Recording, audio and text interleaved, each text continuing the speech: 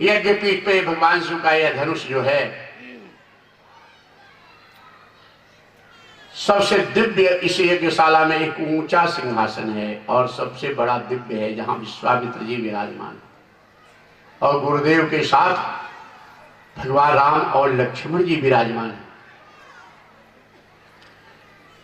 राजा जनक का सेवक आदेश सूचना देता है, जो भी भगवान शिव के धनुष को तोड़ेगा उसके साथ जनक नंदिनी सीता जी का ब्याह माना जाएगा। जो अविवेकी हैं वो दौड़ेगी जल्दी, मैं तोड़ूं मैं तोड़ूं।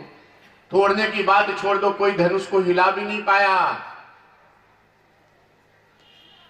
तब राजा जनक के मन में बड़ा क्षोभ हुआ कि तजहु आस निज निज गृह जाओ, लिखा न विधि वैदेही विभाओ।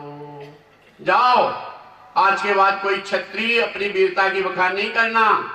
मैं जान गया पृथ्वी वीरों से विहीन हो गई है, लगता है विधाता ने मेरी बेटी सीता का ब्याह लिखा ही नहीं। शांत हो गया वातावरण। लक्ष्मण भैया तमा के खड़े हो गए। रघुवंशियों में जहां कोई हो, राजा जनक की वाणी अनुचित लगती है। पुराने धनुष की बात जोड़ दो, भैया राम का आदेश पाऊं, पूरे ब्रह्मांड को गेंद की तरह उछाल दूं, कच्चे घड़े की तरह फोड़ दूं, गाजर मूली की तरह तोड़ दूं। शेष भगवान जिनके फन पे, मस्तक पे पृथ्वी फूल की तरह रहती है। भगवान राम मुस्कुराए, सच्चिदानंद आनंद परमात्मा सामने हैं, नारायण सामने हैं, निज आयुध भुज चारी, भूषण बनमाला बैन नैन विशाला सुवश। नारायण यहां सामने है। और इनका संकेत पाके लक्ष्मण जी बैठ गए और समय देख करके गुरुदेव आदेश दिए, राम उठो, राजा जनक के मन के संताप को दूर करो, सीता जी के नयनों को सफल करो। राम, भगवान राम उठ करके पहले गुरुदेव को प्रणाम करते हैं। कोई भी शुभ काम करना है पहले गुरु जी का आशीर्वाद लो। भगवान घर घर वासी हैं, गुरु साक्षात तुम्हारे सामने हैं।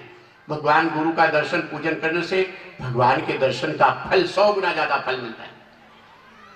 भगवान का पूजन करने से जितना फल मिलता है उसका 100 गुना ज्यादा फल गुरु के दर्शन पूजन से मिलता है। भगवान भागवत में स्पष्ट लिखे, सुदामा चरित्र में बताए।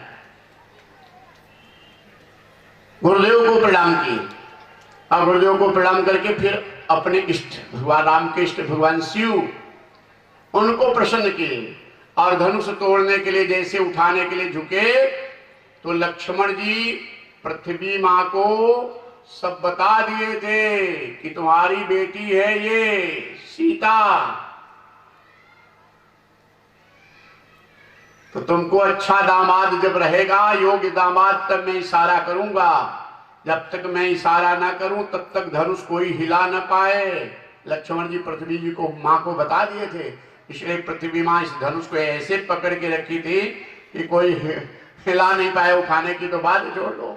और जब भगवान राम चले, क्योंकि सारी शादी तय हो जाए, अगर मां कहे कि हमें ये दामाद नहीं चाहिए, ये शादी हमको नहीं जम रही, तो पिता के बल पर शादी बेटी की नहीं हो सकती जब तक मां न राजी हो। सब तैयार हो जाए, मां कहे कि नहीं ये शादी नहीं करूंगी, तब तक नहीं होगी।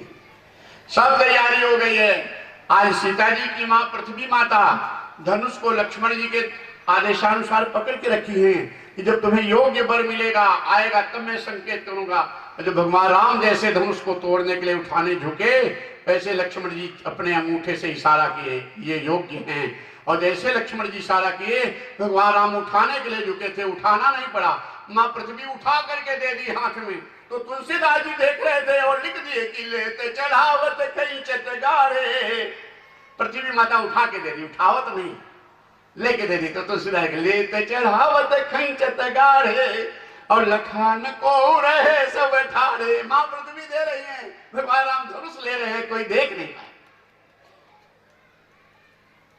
धनुष टूट गया, भयंकर आवाज। परशुराम जी का आगमन, राम लक्ष्मण परशुराम लक्ष्मण संवाद हुआ और इसके बाद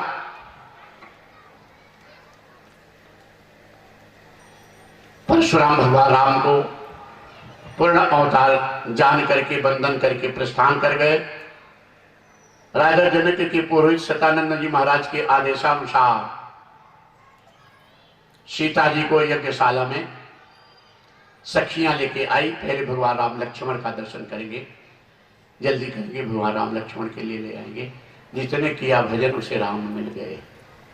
मानस का है कथन, करते रहो भजन, तुलसी हुए मगन तो उन्हें राम मिल गए। भजन करते रहो, जल्दी करो, कार्यकर्ता